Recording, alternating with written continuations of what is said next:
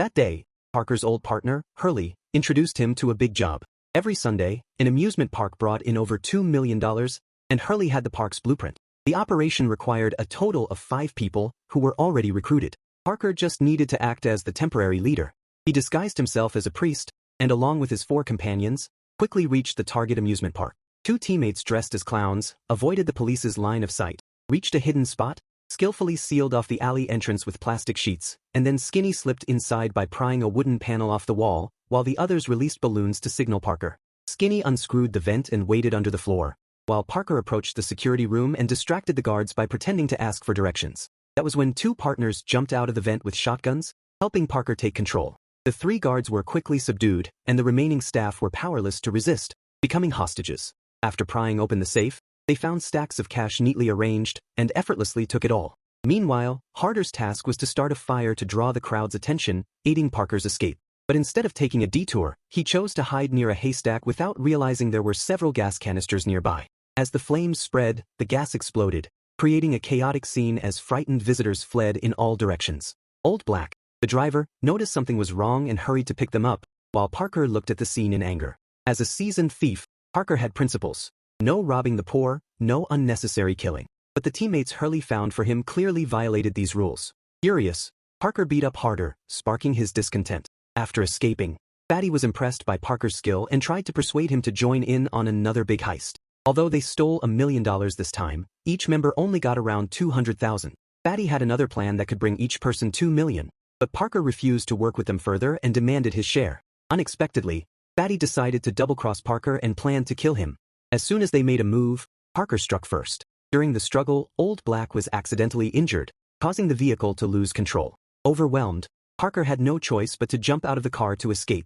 However, he was badly injured and collapsed, unable to move. Fatty, knowing he had to eliminate all threats, handed a gun to Harder and ordered him to finish Parker off. Reluctantly approached Parker, shot him again, and kicked him into a pond. Fortunately, Parker was lucky enough to survive the 2 fatal injuries and, with the help of a kind driver, was taken to the hospital for treatment. When he woke up, Parker unexpectedly learned from the news that Harder's fire had resulted in a tourist's death, strengthening his resolve for revenge. Just as he was about to leave, Parker noticed police cars arriving downstairs. He had no choice but to knock out a nurse, change into his uniform, and sneak out disguised as a hospital staff member.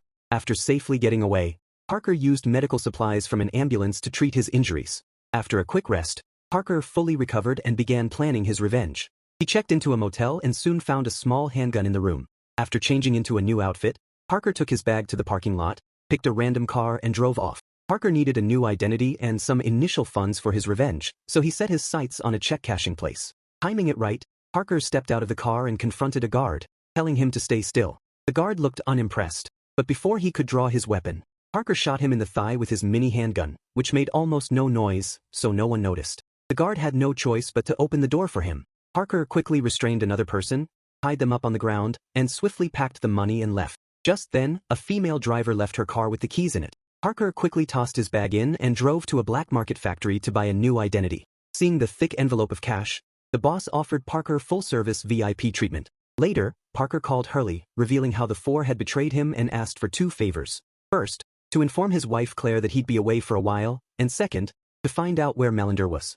However, Hurley, worried about Parker's disappearance, had already suspected something was wrong. After investigating, he discovered that Harder was the nephew of a powerful mob boss. Taking on Harder wouldn't be easy, but Parker didn't care. No one could betray him without consequences, so Hurley tracked down a bar owned by the organization, managed by Harder's brother, Bobby. Parker would likely find some clues there. Parker didn't hesitate and quickly drove to the bar. After dealing with the guards, he barged into Bobby's office. When Bobby refused to cooperate, Parker beat him until he finally revealed the information Parker wanted. After leaving the bar, Parker knew his actions would likely trigger retaliation, so he called Hurley to warn him to stay alert. The next morning, Hurley instructed Claire to pack up and leave with him. Just as they left, mobsters arrived, easily picking the lock and sneaking inside. However, Claire heard them and quickly escaped down the fire escape.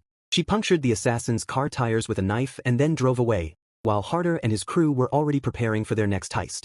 But suddenly, Harder got a call from his brother Bobby, informing him that Parker was not only alive but also knew where they were hiding. Enraged, Harder punched the wall, and Fatty was furious upon hearing this news. He put a gun to Harder's face, saying he would have killed him if they didn't need 4 people for the job. Fatty then ordered Harder to seek help from his uncle to deal with Parker. Soon after, the mobsters located the black market factory. However, they underestimated the factory boss's strength, leading to their complete defeat. Parker, hiding behind a window, watched the scene unfold. He then kicked open the door and entered the room, as he still hadn't received his documents from the boss. The boss, who thought he had gotten a bargain, realized Parker's business wasn't so easy. Seeing his factory ruined, he planned to capture Parker and hand him over to the mob, but Parker attacked first. Parker swiftly took down the boss's guards, making the boss so frightened that he immediately surrendered and handed over the documents. Soon, Parker assumed the identity of Daniel, posing as the heir to an oil tycoon in Florida. Earlier in the car, Parker had learned that Fatty and his crew's target was a cache of jewels worth $70 million.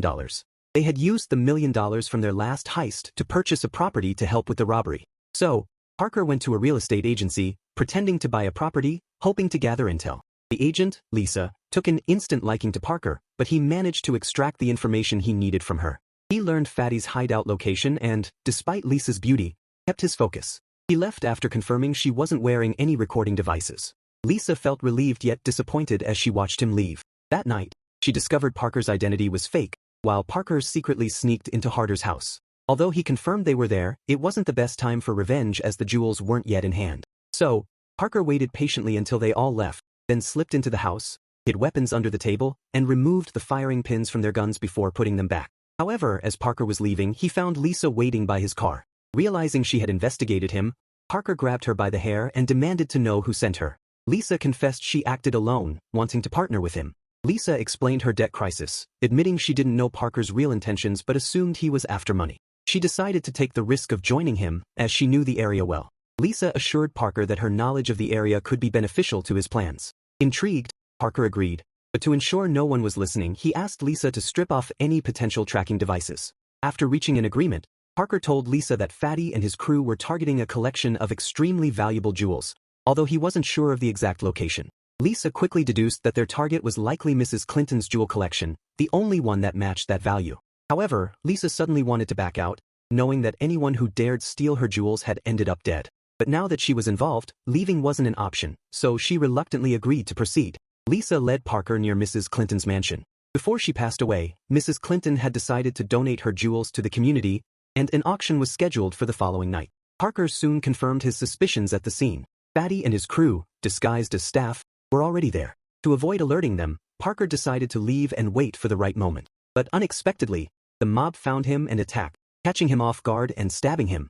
This time, Parker's opponents were tough, but after a fierce struggle, he managed to defeat them. Badly injured, he realized he couldn't stay at the hotel anymore, so he hid in Lisa's apartment. Parker asked Lisa to call his wife Claire for medical help. Seeing Claire's attention to Parker, Lisa felt a pang of jealousy. That night, Fatty and his team disguised themselves as firefighters to access the venue. They had tampered with the venue's audio system, causing a fire alarm to go off. With many high-profile guests present, the guards focused on safely evacuating them, giving Fatty and his team the perfect opportunity. They falsely claimed the smoke was toxic and kept everyone away. They quickly shattered the glass cases and stole the jewels worth $70 million, intending to escape using diving gear to reach Harder's boat. Not long after, the Real firefighters arrived to find the jewels gone. Police quickly lowered the drawbridge to block the harbor and sent out helicopters to search the area, but Fatty's crew had already planned their escape. The team returned to their hideout in high spirits, unaware that Parker was already there.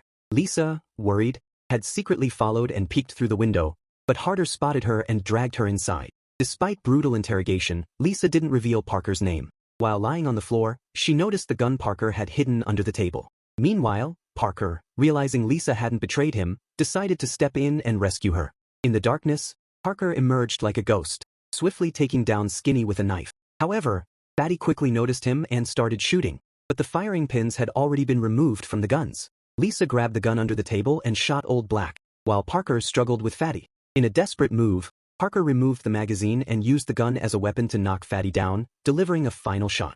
Meanwhile, Harder held Lisa hostage, but with the gun's firing pin removed, he was defenseless. Parker took him down with a final blow, reclaiming the jewels worth $70 million.